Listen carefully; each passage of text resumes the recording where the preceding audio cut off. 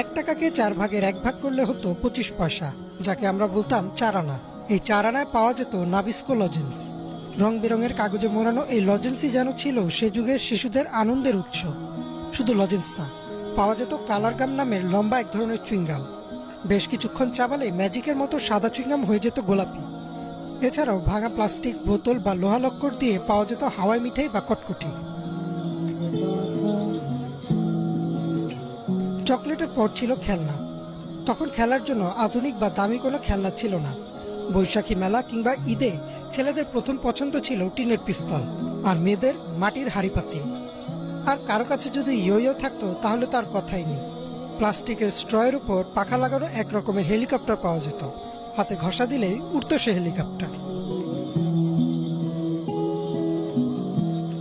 PUBG, fruit Ninja বা angry birds না, সে সময় আমাদের কাছে ভিডিও গেম মানে ছিল